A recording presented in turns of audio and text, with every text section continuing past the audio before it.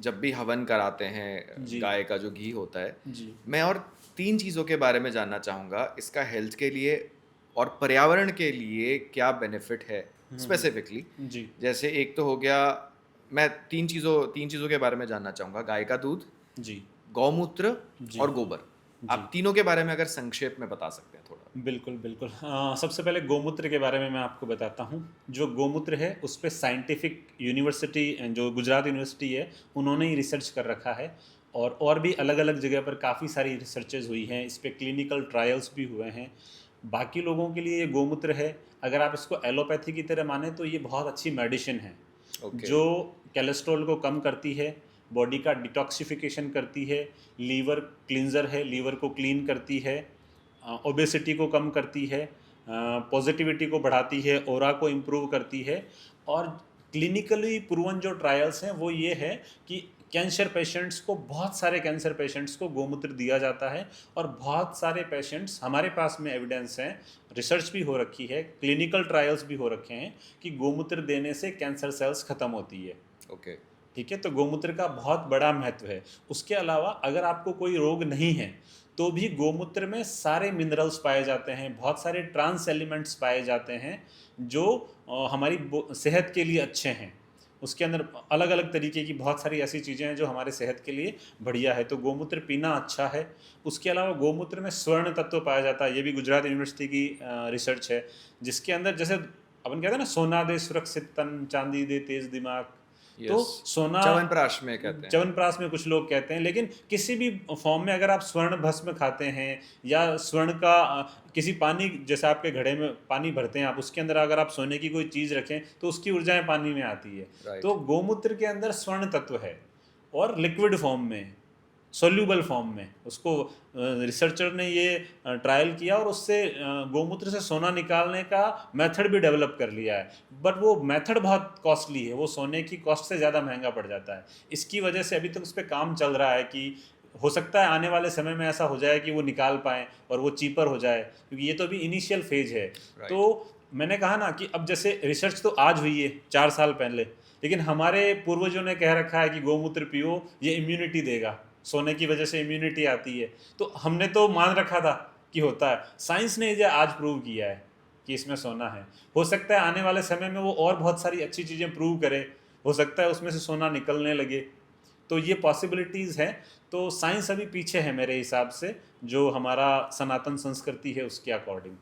मतलब इतने हज़ारों साल पहले जो, अब उसमें से कुछ-कुछ चीज़ें बिकॉज़ रिसर्च हो रहा है इस पे, बिल्कुल बिल्कुल तो वो रिसर्च हो रहा चीज़ें है। सामने आ रही है। तो एक राइट। टॉपिक हमारा हो गया गौमूत्र का। तो गौमूत्र का मैंने आपको जनरल बता दिया शॉर्ट में।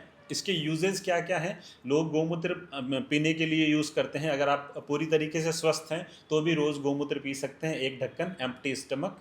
ये आपको अच्छा रखेगा, बीमार नहीं पड़ने देगा।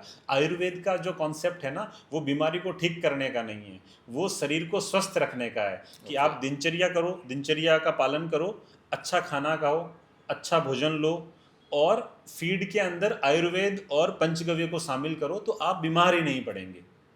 तो बीमारी नहीं होगी, बीमारी मतलब नहीं होंगी, शरीर को मतलब ऐसा बना दो। ऐसा बना दो। तो क्योर के ऊपर आयुर्वेद कम काम करता है और बीमारी हो नहीं उस पर ज़्यादा काम करता है। तो ये बात हो गई गौमूत्र के बारे में। सेकंड आपका था गोबर, गोबर। काउडंग।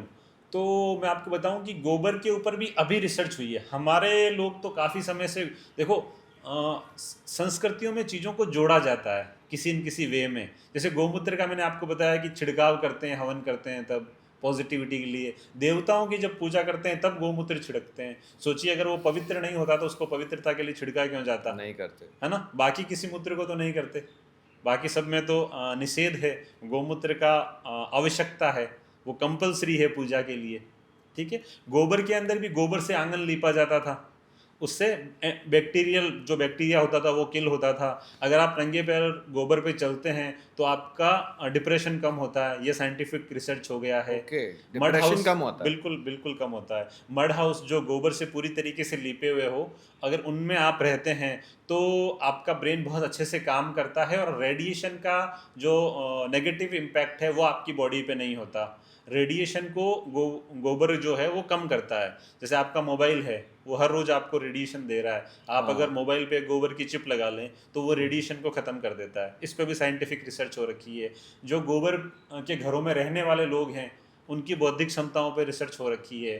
भोपाल गैस कांड जो हुआ था उस टाइम केवल जो 2-3 परिवार वही बचे थे जिन्होंने रेगुलरली जो गाय के गोबर के कंडों पर हवन करते थे या जिनके घर की दीवारों पर गोबर लिपा हुआ था, तो ओके रेडिएशन उनको इफेक्ट नहीं कर पाया और वो लोग सर्वाइवल है। परमाणु परीक्षण जहाँ होते हैं वहाँ पर परमाणु विस्फोट के बाद कई कई जगह घी के हवन और दिए जलाए जाते हैं ताकि थोड़ा असर कम हो। ये तो चीज़ नहीं है आपने जैसे भोपाल गैस बिल्कुल ट्रेजेडी जो बहुत पहले बहुत पहले हुई थी। इसके एविडेंस है सर, ये रिटर्न ओके में है। आप इसको सर्च कर सकते हैं, नीचे लिंक दे सकते हैं जो स्टडी हो रखी है उसके बारे में। मैं कोई भी चीज़ अनसाइंटिफिक वे में नहीं बोल रहा हूँ। मैं ओके खुद मैं फार्मासिस्ट हूँ, मैंने एलोपैथी से फार्मेसी किया है। ओके बट मैंने इस पूरे फील्ड को चेंज करके अब मैं आयुर्वेद में आ गया क्योंकि ये एलोपैथी से बेहतर चीज़ है। उस तो मैं पहले किसी चीज़ को बिना एविडेंस के मानता ही नहीं था कि भाई एविडेंस होना चाहिए, साइंस बेस्ड होना मतलब चाहिए, तथ्यों के हिसाब से आप तथ्यों के हिसाब सारी से होना। चीज़ें बता पर रहे जब से मैं गुरुओं के संरक्षण में आया, राजीव दीक्षित जी, गोपाल मणि जी महाराज, पूज्य मलुक पीठ वाले महाराज और बहुत सारे संतों से हम मिलते रहते हैं, गाय का काम कर रहे हैं, तो उनके संपर्क में जब आते हैं, वो जब बातें बताते हैं फिर वो रिलेट करते हैं और वो एक बात बोलते हैं कि बेटा हमने तो ये कुछ चीज़ें रिलेट की है, सारी चीज़ें हमें भी नहीं पता है, जो शास्त्रों में लिखा गया है वो सत्य है, वो आज नहीं कल उजागर होगा, कल नहीं परसों उजागर होगा, 50 साल बाद उजागर होगा, लेकिन वो सत्य है। और आज की जो साइंस है उससे कई बेहतर साइंस पुरानी साइंस थी।